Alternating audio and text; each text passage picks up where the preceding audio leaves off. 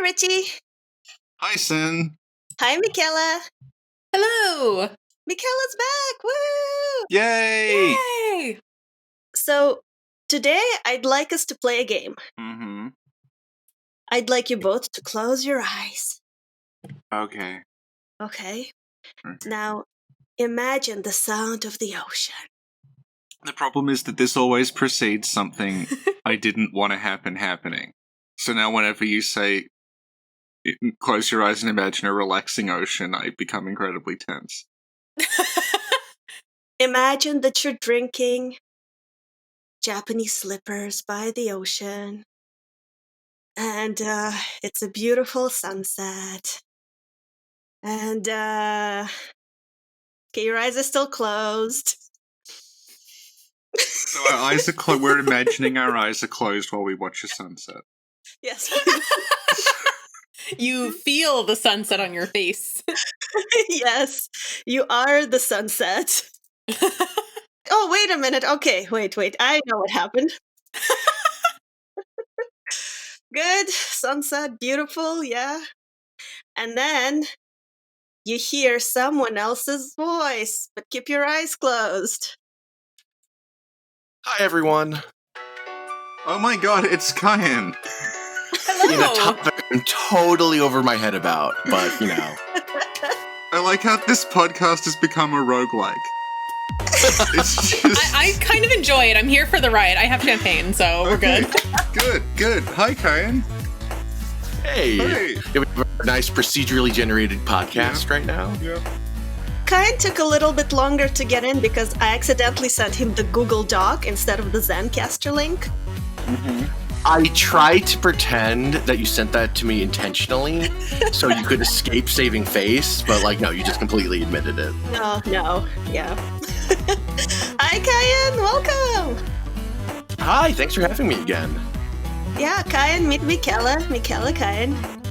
Nice to meet you. Hi, Kayin. So nice to meet you. As you may know, Michela is a Soulsborne creator, as well as a cosplayer. And Kayin is the bro who made I Wanna Be the Guy. Can't believe you called me a bro. Bro.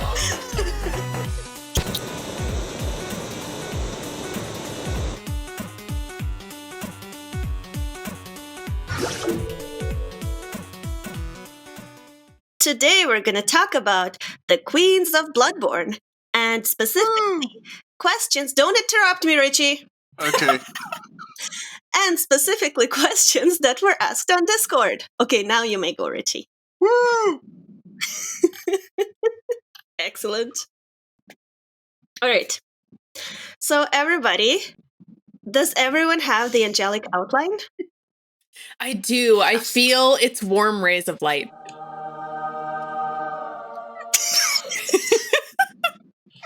I figured you would have added that in post. No, you have to experience it. Yeah. Sinclair's becoming a live podcast DJ. Yes, it's like a radio show. Yeah. Oh my god, where's the Patreon level to get you a soundboard? We already have one. It's right here on Zencaster. Yeah, Zencaster's got a built-in soundboard, unfortunately. Oh, that's too much. Oh, that's wonderful. Oh, Kayin, you haven't heard this one yet.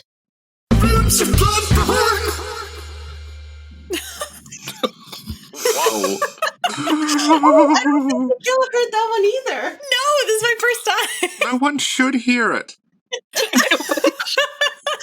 Holtzworthans made that. He was I'm like, I got a sorry. surprise for you. I'm sorry. It's art, Richard. You wouldn't know. Yeah. Not like you have a PhD in anything. So, you know how Bel Bruitus was on the other podcast?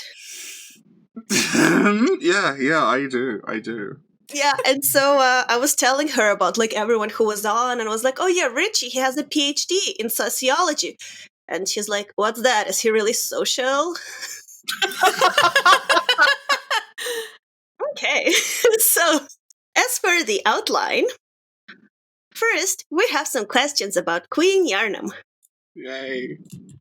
Yay. Richie, since you now have a new computer, would you like to read the question? De Peas and Corn asks, Queen Yharnam. Erden is supposed to be the father, assuming she's at Murgo's loft for a reason. If Erden isn't the father, is it the moon presence based on the hunter's emblem being everywhere in the tombs of Tumaru? Thank you, Richie. I feel like it's definitely Odin because Yeah. the moon presence inhabits the realm of like the hunter's dream, and Right. it's my theory that the gods kind of create these realms based on humans' wishes, and then they inhabit them and power them. So it's very much like your great one is in another castle. So I do Right. believe it's Odin. Lol. Yeah.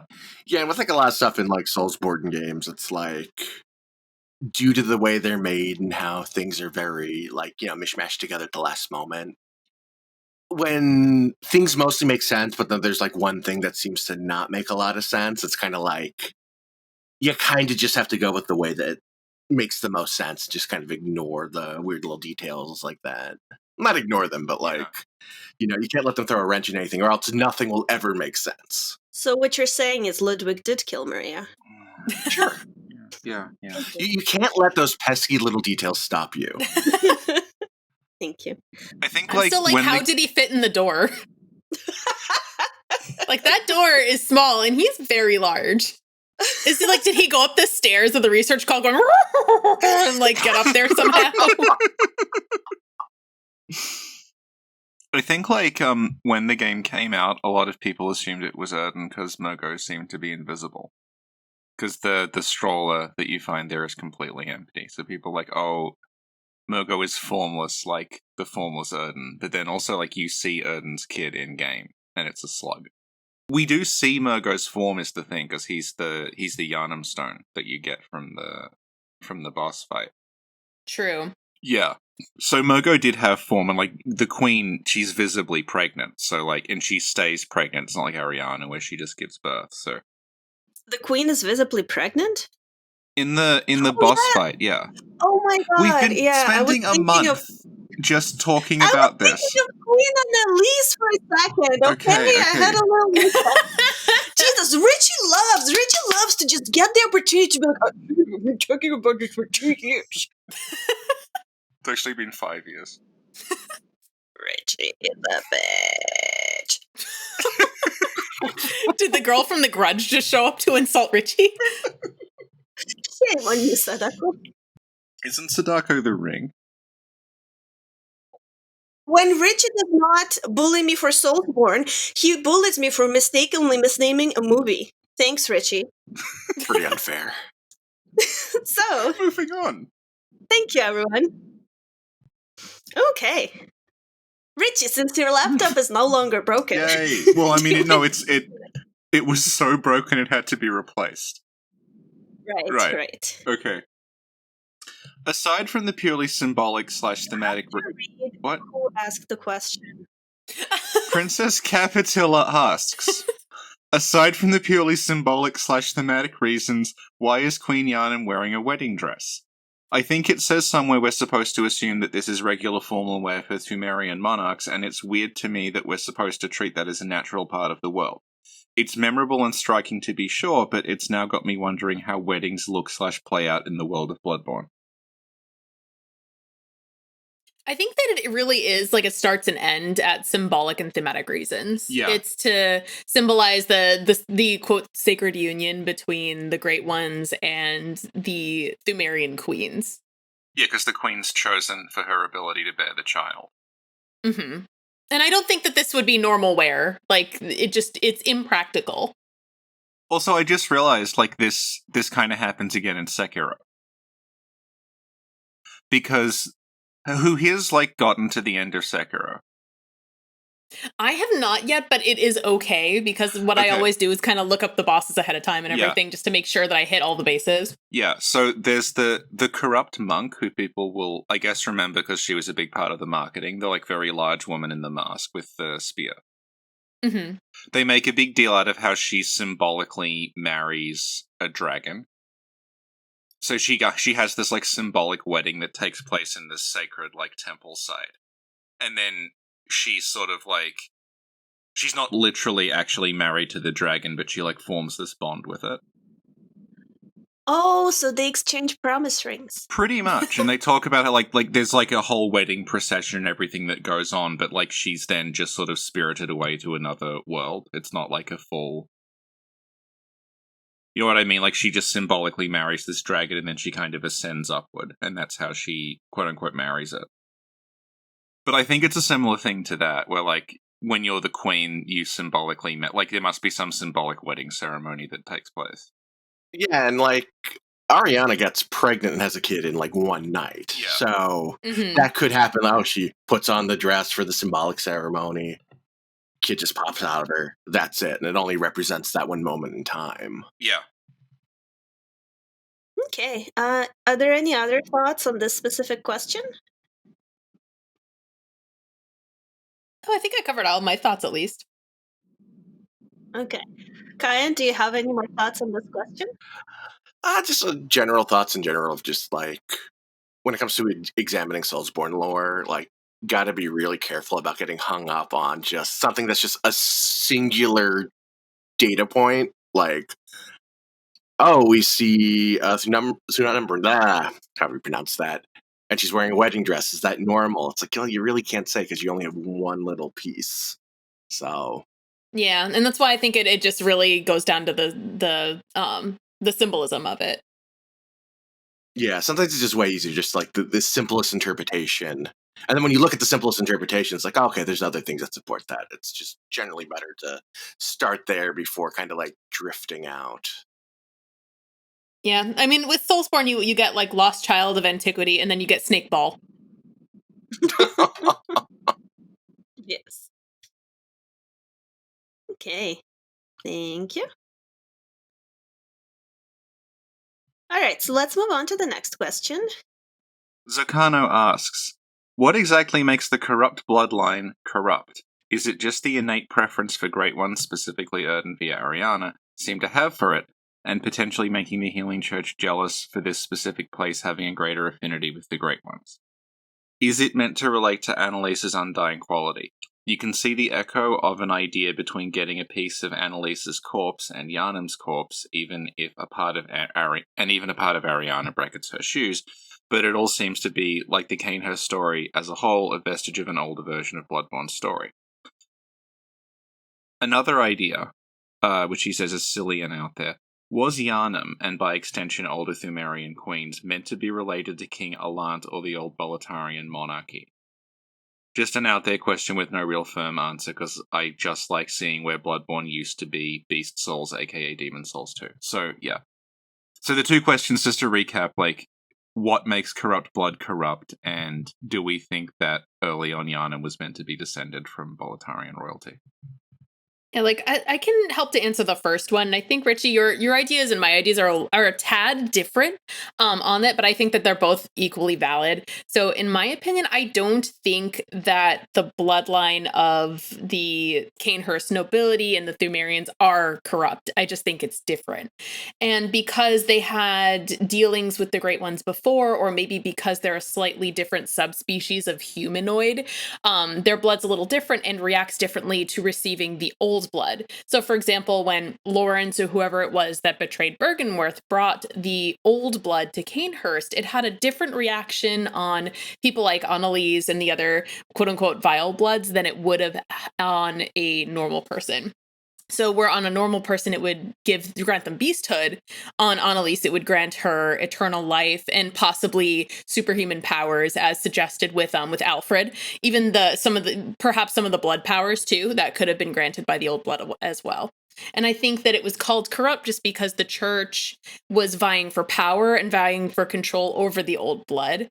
And in order to mislead the people, they're like, no, our church is for healing. We're the good guys. Whereas they're like, no, those people are corrupt. Destroy them. No, they're evil, when in fact they're just powerful and they're jealous. Totally jealous. They didn't like that their Instagrams were like totally cooler because they had a cool castle in the background. She kept taking pictures of blood and posting it, and I was totally jealous. The cool DNA everywhere. She has like tattoos on the back of her neck, dude. The notion of the bloodline being corrupt is like the way that the Great Ones can curse bloodlines. Like, it's tied up with a lot of stuff about, like, because the words like corruption and curse and things are thrown around a lot, and there's like 4 or 5 different things going on. Mm-hmm. So the corrupt bloodline of Cainhurst is, like, it's not actually that, like, it's like you were saying, it's not actually that corrupt. They're just calling it corrupt because they don't like it. They're saying it's like the filthy bloodline or the dirty bloodline.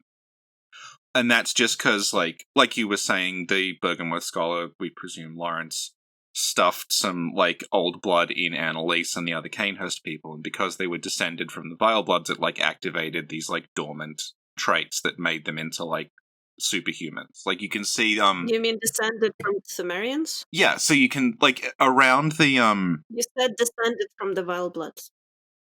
when? Just, like, 5 seconds ago. Okay, what? Yeah. Yeah, how does that feel, Richie, being corrected every 2 minutes? How could you confuse Sumerians and Vile Bloods? We've been talking about this game for 5 years. Please continue. Okay. So it's reactivated. I keep forgetting kinds here. So it's reactivated those traits, and they're like. That's where, like, around Cainhurst, you find, like, there's corpses that have kin blood on them. Because the bodies are starting to change. They're starting to become, like, closer to the cosmos, because their, like, Pthumerian traits are reactivating. So the Church have declared that, like, this is heretical.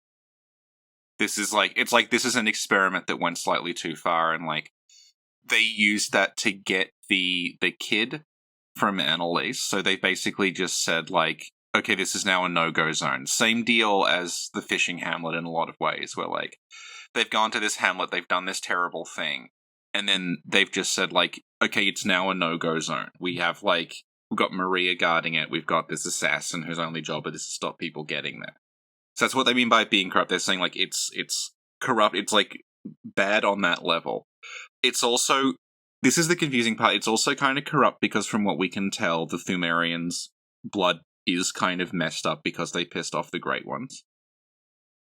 Because there's that whole deal made about the defiled Pthumerian chalice that's like all the chalices have a cursed version, and then there's this specific cursed Thumru version that's like, hey, here's everything you need to know about curses. It's a mandatory thing you have to go through to get to the end of the game. So they're very, very clear, like, you have to do this thing. It's not a root chalice. And like, the way that all fits together, it does look like the Pthumerians did piss off the Great Ones, and they actually did get their blood cursed. And that's probably tied into where they write about how the Pthumerians named themselves a queen, named themselves a monarch, and, like, in defiance of the Great Ones. So, like, it's corrupt on that level. And then within, like, Yharnam, you have the Yharnam blood is also corrupted and cursed, which is a combination of the Healing Church messing around with it and also the curse that Cos put on them. So you have, like, 6 different curses floating around, and they all just called, like, the curse or the corruption, and you kind of had to spend a lot of time untangling it to sort of, like, actually make sense of it. But yeah, like, the bloodline of Cainhurst, going back to the actual question, it's not, like, all the stuff about, like, it's corrupt, it's gonna, like, it's dangerous on some level. It's really not. They just don't like them. Mm-hmm. And I think one other part of it is if you think that the old blood made them kind of superhuman, another aspect of the curse is when you look at the Chikage description, it says, the sword sings in scarlet hues. However, the right eats away at the wielder's very essence. And we know that as a gameplay mechanic, that refers to your HP. But maybe that refers to something deeper than that as well. And maybe that's a part of the curse, is that maybe the more you use your blood tinge related abilities, the more you lose in terms of maybe the quality of your own soul, your health, etc. And that could have been one of the reasons why Maria rejected that. Yeah, because they make a point in the game that, like, there's this thing called there's slow poison and rapid poison. But rapid poison makes about 1,000 times more sense if you replace it with the bleed stat from the Souls games, because it functions in the same way. Mm-hmm. Like, it literally behaves like bleed does in Souls, and every source of it, except I think one, is tied to blood. So, like, the Chikage is doing rapid poison, even though that sort of doesn't, like, it's a katana, it's cutting into you, and if it cuts into you enough, you bleed out. but the game is for some reason depicting that as the blood is poisoned, and if you get enough of that in you, you just suddenly explode in a shower of blood. So, like, the rapid poison is, like, it's like poisonous blood that does seem to be tied to Cainhurst. But you also see it in, like, the bloodletting beast is doing, like, rapid poison as well, because he's full of those weird maggots, and... Yeah. And also, the game makes a point that, like, the HP that's being whittled away, that's not, like, a physical representation of how much damage you can take before you, like, break down. It's meant to be, like, it's almost like your will to stay, like, it's like your vitality in, like, not a physical sense. It's like, this is how, like, much energy I have, this is how much drive I have to keep going. And what the blood is doing when you take it in, it's not literally, like, you're not injecting blood into you and then your wounds are, like, being knitted back together by magic. It's like, it's just keeping you going. It's like taking a shot of something. Yeah, that's a good case for the blood being an addiction, too. And taking it satisfies an addiction. Yeah. It's like filling you with this vigor to keep going. So presumably what the Chikage is doing is, like, it's like sapping that away from you. It's like eating into you in, like a spiritual sense rather than actually being toxic to hold. Also, Mimi would like to issue a correction. Holy fuck, this is so complicated. Okay, so... she didn't marry anyone. The wedding site is for them to offer people to Fountainhead as either warriors or servants, but that stopped. And the corrupt monk is guarding it, so we've now issued a correction. Correction! Kayin, are you still alive? I am still alive. Hi. Welcome, Kayin. I'm just making sure if I say something, I have something actually useful to say. Aw. I guess, and the second part of Zakano's question is, like, do we think that Yharnam was, like, related to the Boletarian monarchy in, like, when it was Demon Souls 2? Yeah, I would not be able to answer that, because Demon Souls... I can kind of feel that, actually. Oh, sweet. Oh, yeah? Early on, like, the reason she's in a wedding dress, like, we've talked about, like, why is she in a wedding dress? The reason, like, that model exists in a wedding dress is because, like, that just used to be an enemy called the Pthumerian Bride. And she wasn't the queen of anything. That's why she's in the wedding dress. It's why, like, she doesn't really look like a queen. She looks like she's being married. Because that was just, like, an enemy. It was like a boss you would encounter along with the nobles and stuff, and she wasn't... That model, like, was not promoted to, like, the important, like, central character until kind of later on. Because it looks like the initial ending of the Chalices would have been, like, the place you met the old one in Demon Souls, rather than the encounter with the queen. So do you think they had another queen in mind, or...? I don't know if they had a queen in mind at all. It's very, like, odd. Like, Lance has a video up where he's got, like, he restored, it's called, like, the Boss Rush Dungeon. Where you encounter, like, it's just, like, 4 boss fights in a row, and, like, the early version of Yharnam is there, and she's called Pthumerian Bride. There's 2 different versions of her. The reason that in-game, there's the version of her who's, like, not pregnant, and the version that is pregnant is because they were just, like, 2 different variants on that boss. In the same way that you have, like, Pthumerian Elder and Pthumerian Descendant. They're like, kind of the same, but with slightly different movesets. Mm-hmm. Yharnam, like, is derived from that. There was, like, Pthumerian Bride, like, pregnant and non-pregnant versions. And they, like, the pregnant one was stronger. Basically. So, like, it looks like... I mean, for all I know, they did have this all planned out and they were going to make a unique queen or something, but it does look like, really, there was just, boss... Because the childbirth thing was always there from the beginning. So it looks like early on there was just a recurring pregnant Pthumerian woman that you had to fight in the Chalices. The more time goes on, the more I'm convinced that they don't have a plan. We'll see, that they just go in and they have like a loose outline, they make content, and then when they realize, because this seems to go with all of their games, and I think as a company that makes, like, if you think about the other games From Software used to make, where they were a company you would contract out to make budget titles really quick. Yeah. I think they're really good at producing stuff and then on a short time frame just stitching it together. Yeah. And I think that I think their storytelling feeds into their skills as a developer of just being able to just kind of wing it. So, yeah, that makes total sense. Yeah. Yeah, I think they're kind of like, maybe we'll do that. And then, I think it depends on the project we're talking about. Because, like, I think the reason that Bloodborne kind of entranced people the way it did is because they had a very specific set of ideas and motifs that they started with, and then the game went through a lot of revisions and rewrites, but they stuck to that. Like, that never really changed. It was always about, like, the creepy gothic city with the church with the blood, and the blood was turning people into beast things, but it was also helping them ascend to this, like, Lovecraftian outer god stuff. That's always been there in, like, every version. They never really strayed from that, but they did change little individual things, like what characters did and who was who and how the Chalice dungeons worked and stuff like that. In comparison to, like, Dark Souls 3, which we came out afterward. And, like, if you look at what's been dug up on that was basically, like, and Dark Souls 2 as well, where they basically just had to halfway through the project, like, page one rewrite of everything. Yeah, you can really tell, too, because with Bloodborne, it's so tightly wound in terms of narrative, and everything just starts and stops just really beautifully. Like, you can play the one game and get almost a mastery of the knowledge of what's going on, whereas in my experience, I find Dark Souls to be much more difficult. Like, I have a much baser knowledge of what goes on in Dark Souls. I mean, it doesn't help that I started with Dark Souls 3 and then I went to Dark Souls 1, but I feel like Dark Souls 1 was pretty cohesive, and then it kind of got lost a little bit. But I think Dark Souls 3 creates some really interesting expansions on it. But at the same time, there are so many different item descriptions and so many different things that it's really, really hard to bring it into a tight, cohesive understanding. Yeah. Thank you. Okay. Do you guys want to move on to the next queen? Cool. Okay. So now we're going to talk about Queen Annalise. Yay. Yay! Richie, would you kindly? Why, thank you, son.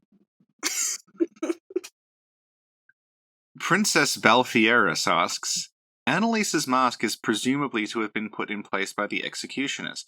Is there a reason for the mask to be in place mentioned in game? It doesn't seem to prevent her from chowing down on blood drinks.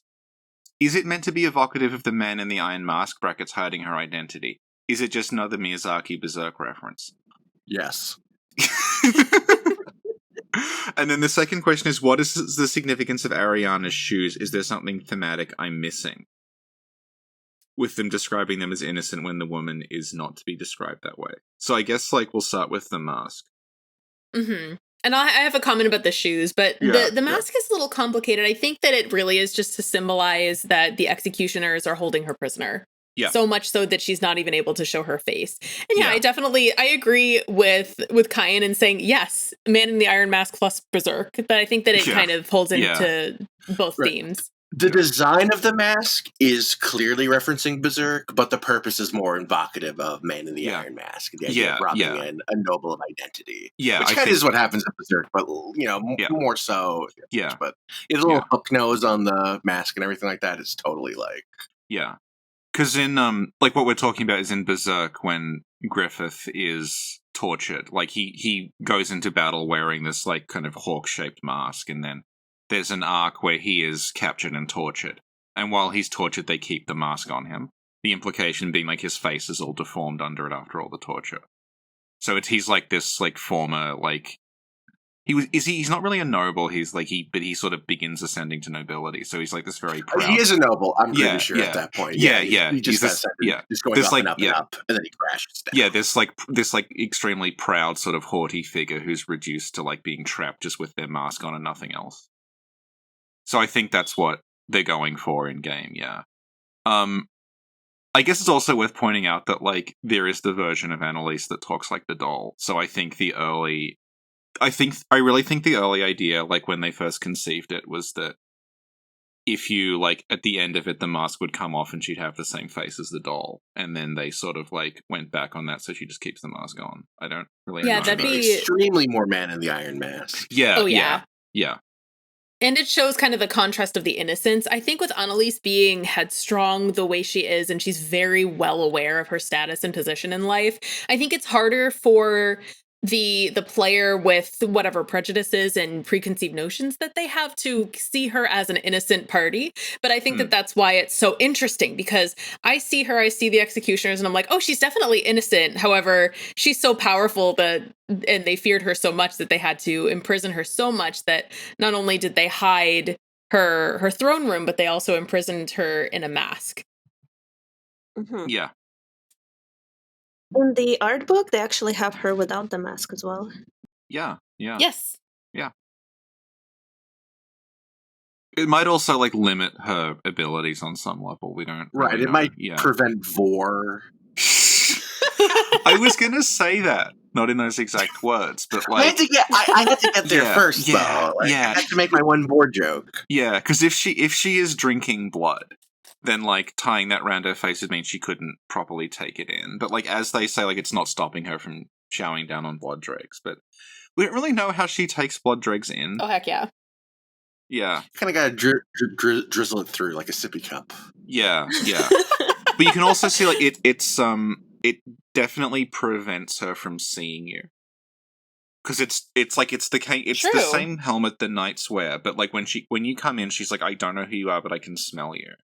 And around the mask, there's this like it's quite a like ornate blindfold that's tied around it, just preventing her from being able to see anything. So it's like keeping her locked in this like state where she can't see anything around her. She's just trapped in the throne room. Okay, thank you. Is there anything else anybody would like to add about these questions? I'm good on those. Okay. Richie, would you mind reading the next one? Marshy of the Blobs asks, so apparently Annalise used to have the same VA as the doll. Is there any in-game lore to link the two? That's a really like convoluted question, I guess, because yeah, I think the simple answer is just yes. Yeah. Because like the doll went through like 4 or 5 different people that she was. And like in game now, like this, we knew about this like before the DLC and before Maria. You could very easily link the doll to Cainhurst before then, before we knew anything about her, because she has like her attire is like clearly based on the Cainhurst attire. She's got the same brooch as the Cainhurst like people wear. She does the same thing where like she kneels and like the little sort of aura appears in the same way that like you kneel before Annalise, and like they were all connected. Like she looks Thumerian. She's very pale. She's very tall. She's got like the very silver hair, so you could always tell that like she was somehow linked to Cainhurst. Not necessarily Annalise, but yeah. And yeah, like we kind of covered the VA thing before, as like early on, like I don't know if she was called Annalise. I think she's just called the Vile Blood Queen. But like the first sort of draft of that character is the doll's voice, and it's pretty much the same character. The difference being that she, instead of you giving her blood dregs to like let her conceive, you seem to be like thinning her blood out. You're like giving her like normal blood, and that's making her less and less vampiric, and then at the end she would die. Yeah, I feel that that's way more tragic. Yeah. She's much more like she's less haughty, she's more sort of defeated, and she's just, you have to kind of convince her to let you help her. Instead of her saying like kneel, you have to kind of keep talking to her until she agrees, and she will initially refuse to let you join because she says like, I don't want to trap anyone else in this. Yeah, I feel it when I saw Lance's. I think it was Lance. I'm not sure if it was Senatus K or Lance, but when I saw the video, I really thought about like just the whole notion of innocence there. Yeah, and it was super obvious when her voice actress was the doll, and not so obvious with Annalise, which I think makes her infinitely more interesting. Yeah. But at the same time, you just feel terribly for her when you know that with that those small changes to the character and the fact that you're kind of helping her to be normal. Yeah. Mm-hmm. Yeah. Awesome, thank you.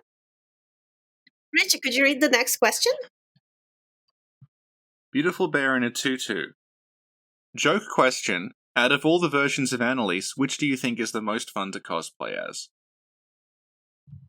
Michela, you're the cosplayer. I don't Like I'm thinking. So as of like out of all the versions, because all I can think of is just that one iteration of her with the mask on. You could kind of remove the mask.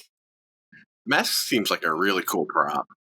Oh yeah. Like honestly, that's something I would love to do, but it would be so uncomfortable and complicated because just sweat and wow. But it would be really, really cool for a photo shoot to be full if you were to like actually physically do it. Like it'd be you can get into like a really creepy looking place and just scare the daylights out of all the neighborhood children. Mm-hmm. What if the reason? Wait. Okay, sorry. This just came up. Mimi is currently free. Do you want to add her to the call to explain the marriage in Sekiro? Okay, everyone, close your eyes. I'd like you to pretend that you're on the beach. The waves are hitting your feet.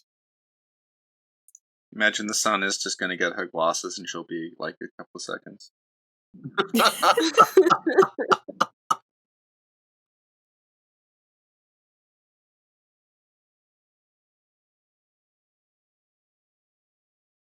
In the meantime, we can finish answering this question. Okay, yeah, sorry. So here's Beautiful Baron Atutu's real question, which is, do any of you have any thought on what the Crown of Illusions does as it exists in current law? Obviously, at one point, Ligarius was actually the king of Canehurst, but given he isn't in the current law, I think there's a big fuzziness surrounding the circumstances of where he learned the ability of the crown and decided to use it. And he's got in brackets, I presume he killed the king and got the crown when he invaded with the executioners. One could easily assume he could have pulled an Alfred and just beat Annalise to a pulp without having to sacrifice himself, and he certainly had the means to do so. Hello? Oh my god, who's there with us? Mimi, thank you for joining us at short notice. Richie posed me a Sekiro question, and I swear to God, my brain went feral. It just went... Are we talking... Are you asking me about Sekiro lore? Because I can stay up for at least another 6 hours. Okay. Okay. You don't have to stay up for 6 hours. It's okay. It's okay. The wedding cake, yes. Okay. You know, in the end of Mibu Village, there's the, like, marriage cave. Who was marrying who, and was it symbolic? I'm going to answer it jokingly first, okay? Jokingly, the monk married all of the Okami women. They are all lesbians, and no one can change my mind. All right, I like this. See, when you said that to me the first time, I approve of this theory. Was like, oh, okay, that makes sense. Yeah. This is good lore. Like, you gotta understand, this is borderline official. Like, the Fountainhead women are all moms. They're just all of them will adopt you, and like you'll all pack into the minivan, and they'll take you to McDonald's. Like, they're great. Sometimes a family can just be 10 moms. At least 50 moms. So okay, but literally, so there's a timeline of events that I'd like to talk about with Fountainhead. Okay. Because that's the best way to explain this marriage shit. Okay. So, the old gods used to live on Fountainhead, right? So Fountainhead used to be this place where all of the old gods used to live, like snakes. Those are considered old gods, right? Until the divine dragon, like, showed up, like, big dick swinging, like, hey, here to take over your, here to take over your worship, sorry, like, your entire congregation and totally, like, make everyone worship me. Also, maybe I grant immortality. Who's in? Like, okay, old gods get kicked out of Fountainhead, and they're basically relegated to, like, basically exile. Okay. Marriage used to be offerings. Okay. So you used to be able to get to Fountainhead very easily. There is a staircase to Fountainhead. At one point, it existed. Where it started is, I'd like to figure that out myself, but basically you would be able to get between, like, Fountainhead used to be a city, essentially. Like, it used to just have its own thing going on. But then the nobles got a little greedy, and they were like, don't really think I want to share all this youth and immortality, and also fuck the divine dragon. We'll take offerings, though. They'll still be married off, we promise. The wedding was basically either for warrior women or it was for servants in the case of the card attendant, and the two women who live there, who are the daughters of the card attendant. Yes. So they were basically, I mean, the nobles just got super greedy, kind of neglected the paying respects and offerings to the divine dragon. And now I think pretty much the wedding thing is pretty symbolic. I think it's more symbolic than anything. No one was getting literally married. No one, technically. I think the last offering to the divine dragon was probably the bride, which was the bride model, which is the little the shrine maiden who's like fused yeah into the wall. yes Okay. Yorshka 2.0, yes. Okay, so to recap, in Bloodborne, if you're the queen of the Thumerians, you put on a wedding dress, you symbolically marry a space monster, and then you get pregnant, right? Yes. In Sekiro, you go to Mibu village, a giant rope man lifts you up, you fuse into a wall, you marry a dragon. It's kind of the same thing. Essentially. Well, the funny part is okay. that at one, like, the nobles are obviously trying, it's wild because it's like, how the fuck do you get into the Mist Woods when you have to, like, jump through 1,000 hoops to get there? Like, Literally. it makes no sense that they have, like, this many precautions to make sure that no one comes in and, like, steals the immortality juice. It makes no sense. Like, of course you're, like, overpowered and immortal, so, like, I get it, but at the same time, I just don't understand how, like, they create a mist wall, and also, there is a bunch of Okami descendants guarding the poison swamp. Also, you have to throw yourself down an entire pit. Like, there's so many hoops you gotta jump through to fucking get there, and I guess they just really don't want their fucking immortality juice to be fucked with, I guess. I don't know. But no one actually gets married. Technically. Technically, you get married. Wolf is getting married. That's the only person who gets married. To Genichiro? No. No. Don't fucking speak that name in this household. You don't get to say that. No, don't you fucking say that name in this household. This is worse than the blood tendency guy. Like, I just don't want to talk. I don't want to talk about Genichiro. God, Jesus, don't talk to me about this man. They don't get married. No. So okay, Wolf is technically the one getting. Shut the fuck up, Richie. I hate you so much. Okay, Wolf is the only one. You're the only one getting married in that game. No, you are not marrying the rope man. You're just kind of being sent to. I mean, I wish that the rope man. I would love to marry the rope man. He seems like he's got a good stable job. He's got like a pillar in his crotchular region. I don't know how that would work. That rope. Yeah, the rope boy. He's got some talismans on him that just kind of make him animate. Yeah, like an animate object. I mean, can I talk about an idiot, please? Is this allowed? I'm here. No, Michela! No! Bitch, I'll kill you. Stop. Okay, so it's pretty interesting how Genichiro is an idiot and just doesn't think things through ever, which is totally relatable. And that's why he's the best character in the game. It's because I also don't think things through and only regret it thereafter. There we go. That's me talking about Genichiro. That's all you're gonna get me to say on that man. Besides the fact that I would literally grind, like, you could literally grind meat on those ads, and that's about it. That's about it. Thank you for explaining how marriages do and don't work in Sekiro. Is it symbolic that Genichiro like totally cut off Wolf's arm and therefore half of the Genikiro fandom is just like, oh, they're married now. It's like, damn, bitch, I wish fucking my girlfriend would come over here and chop my arm off. Yeah. Well, yeah, it's a new commitment symbol. Yeah. Yeah, absolutely. Chop off your left arm to show the fact that you're not turning Shura. Maybe. Does that mean Ishin and the sculptor are married? That'd be so cute. Oh, bitch, I like that. Stop. Come on. Like, it used to be U-hauling, and now it's like amputation. Oh my god.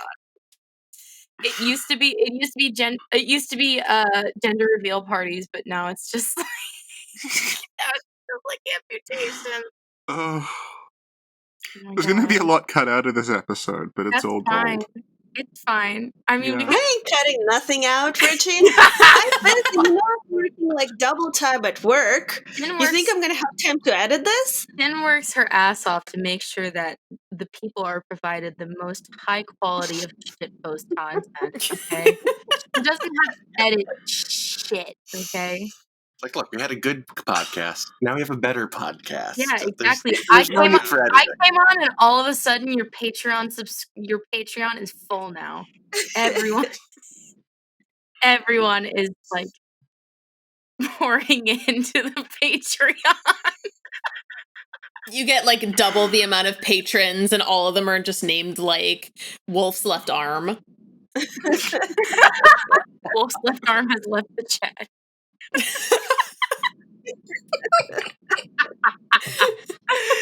Holy shit. Okay. Oh, okay. All right. More questions from Discord. Okay. All right. Questions from Discord. Arianna. The Red Drifter asks, if Arianna is royalty, how did she end up escaping the massacre at Canehurst and become an insignificant prostitute of sorts in Yharnam? I would have figured the church would have had at least some interest in her. So first of all, she's a significant prostitute. And second of all, I think there could have been a number of things. I think that it's possible that her family could have smuggled her out ahead of time. Obviously, the attack was a surprise, or they could have had, I mean, realistically, old castles would have had some sort of secret passageways and such, and ways for royalty to escape. So it's possible that they could have escaped during, or they could have seen it coming a little bit early and then fled. Something like that. I think it would be either ahead of time, like they emigrated over to Yharnam and then the massacre happened after, or they escaped in the nick of time. Yeah, because if you assume that like the bridge to Canehurst was intact, then like they could have come and gone through Hemwick. And I think she is supposed to be the baby in the portrait. So she would have just been like smuggled out as an infant, I guess. And then a lot of the times when nobility escapes, they really do become just normal citizens in a way, trying to scrape through life as best they can. With Arianna, she is still fairly well off because she does live in Cathedral Ward. And that is more, not aristocratic, but a little bit higher class than just standard homing in Yharnam, since it's so well closed off on the night of the hunt. So that's why I think that she's sort of like the high class prostitute. Like, she's the one they all go to, and she probably makes good money, even if she is disrespected by both herself and the townspeople. I was actually just thinking of something that a friend of ours called Mai, who people might know, was talking to me about how like it's really like it's a thing in Japan where people will claim that they are descended from like a famous samurai who had to go into hiding as a peasant. So they'll say that like, oh yeah, my like great great great grandfather, however many generations back, was actually this like super important samurai, and then he had to go into hiding as a peasant because of some war. So it might be riffing on like a similar idea that like I'm descended from someone extremely important, even though I don't necessarily appear to be. Mm-hmm. I think in her case, it's kind of obvious because she wears the noble dress and she's able to bear the child of Odin. So the indications are there. And as I mentioned in the earlier podcast, I think the noble dress is more for us as the player than it is for her. Yeah, because I imagine like the people of Yharnam wouldn't necessarily recognize where it came from. They would just think it was a nice dress. Exactly, and she would use it to get John's. Yeah. Yeah. Okay, Philomena asks, if the game had more kings instead of queens, do you think it would be the school of something else? Yes. I don't get it. Is this a The joke? school of what now? School of Mensis. Oh, The school Yeah, yeah. Wow, it's the school of testes. Wow.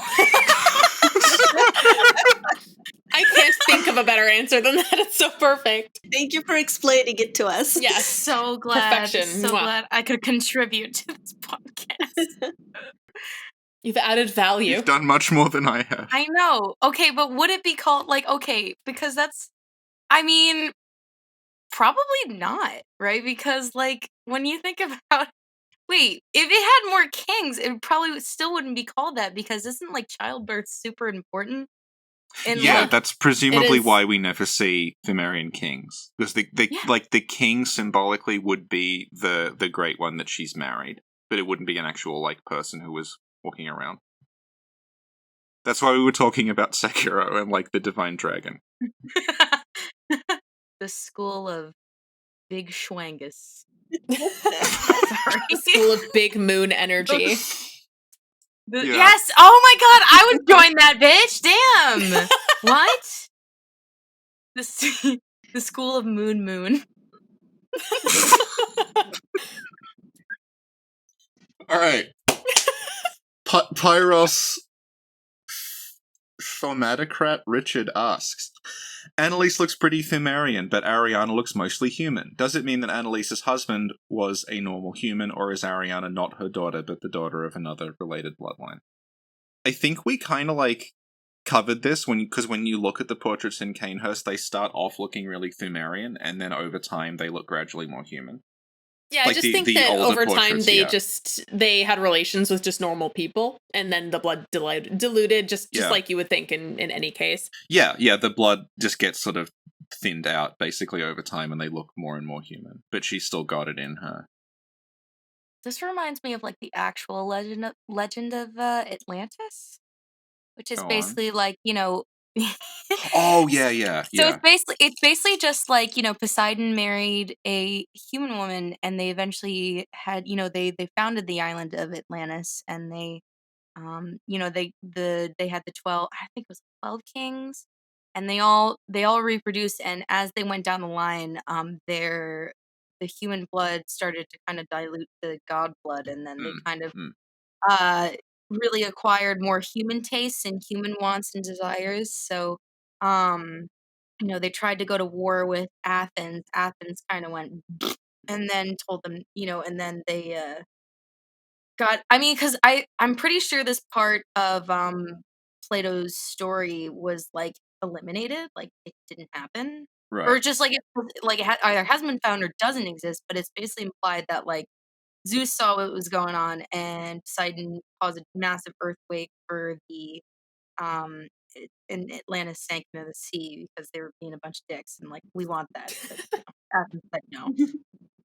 Yeah, I think a lot of king and queen origin stories are like that. They're like, well, I'm a descendant of a god, and then eventually it's just you're marrying humans, so eventually it becomes insignificant if that were even ever true. Yeah. We should also point out that as far as we can tell, everyone in Yharnam is also descended from the Pthumerians, and it's just over time you sort of the Pthumerian traits thin out, basically, and then that's why they're all fucking tall. That's why they're also tall and shit. Gascoigne looking at you. Fucking all of them are so tall. It's a little disturbing. Gehrman looking at you, you tall little beanpole. Alright. Alright. Right, okay. Alright. Sorry. He's okay, tall! Okay, listen, he's tall. They're all tall, yeah. Genichiro are also very tall. I can't believe I'm not the corrupting force on the podcast right now. God! Incredible. Listen! You saw, when I got to that remnant and I just sent you that screenshot. Please. Also, Wolf is so small. Wolf is just malnourished, and I'm pretty sure Genichiro was for half of his life as well, which means that he probably could have been even taller. Look at Ishi! Owl is the size of Totoro. Look at That's Gobu! True. He's big and full of protein. Gobu is Totoro! Like, How many it's horses did he go through before they found one that could hold him? Fountainhead sippies. Can I go into horse lore with you? Can I go into horse I lore? think we'll bring you back for a separate Sekiro one. Horses in Japan were super short around that time, by the way, so it's completely improbable.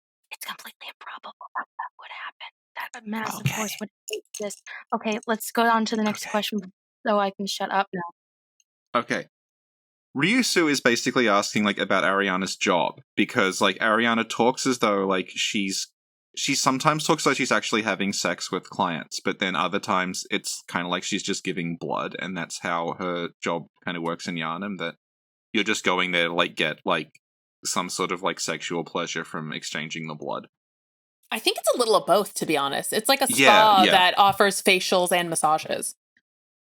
Yeah, that sort of makes sense, Different I guess. Kind of facial. More than one kind of facial, of course. I know, exactly. What kind of facial are you talking about? The ones that are good for your skin, Sin. It's good for your skin. It's very, very high in vitamin D.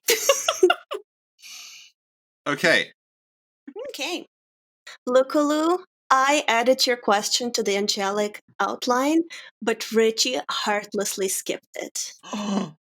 How dare. Okay, I found it. Okay, I'm very sorry, look. I thought you skipped it because you were like, no, can't talk about marriage again. Can't talk about marriage. No, I actually skipped it because I saw the length of the document, and then I realized the questions are just the first, like, 2 pages. Yes. I would never skip your questions, Lukulu.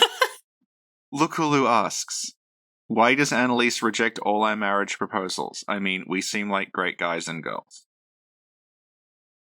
She doesn't want to be tied down. She's above that. That's true. Also, she says, when you offer marriage to her, she says, that she would not get married again. Like, and then she says such a thing would, like, lead to further ruin. So for one reason or another, I don't know how or if this even relates. So maybe even just having a consort possibly led her to having a disaster, or maybe tied her down in a way or kept her in that same spot.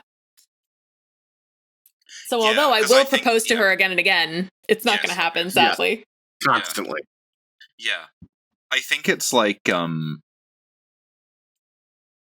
it's like that whole confusing thing about, like, who is a Canehurst Vileblood and who is just from Canehurst.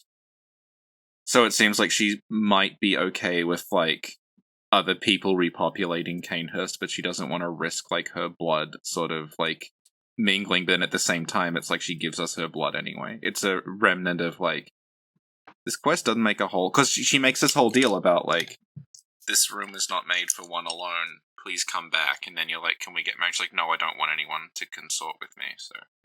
Look, it's just going to take more time than we have in the game. Yeah. We'll have to take Queen her Annalise. to, like, Orange Julia's and Queen then a nice Annalise Italian dating restaurant. simulator. Queen Annalise dating simulator. Oh my god, I would my so God. play that. Like, Dream Queens. Or you can pick which queen you want and then date whichever one. Doomkitty 3000 asks, what is our favorite headcanon for each queen? I just want all of them to be happy. Same.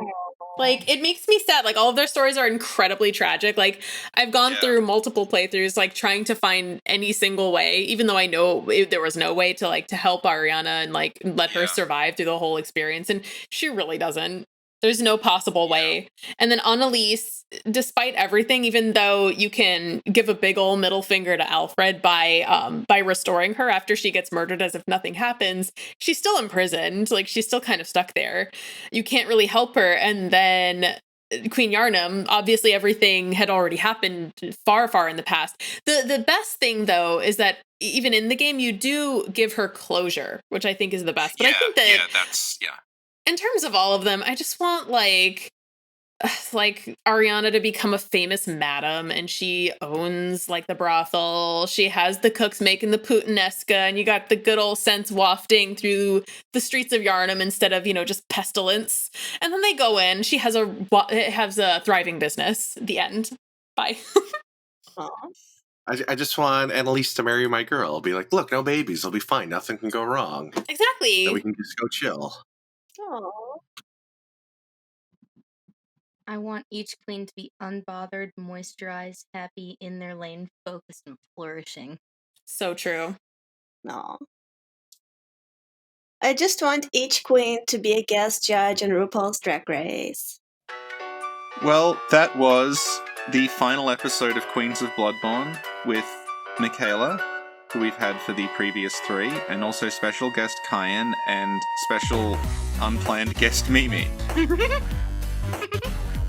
So if we just run down who our guests were, Michela, where can people find you? So you can find me on my very cursed Twitter, which is twitter.com/Michela, Michela, D like David, London.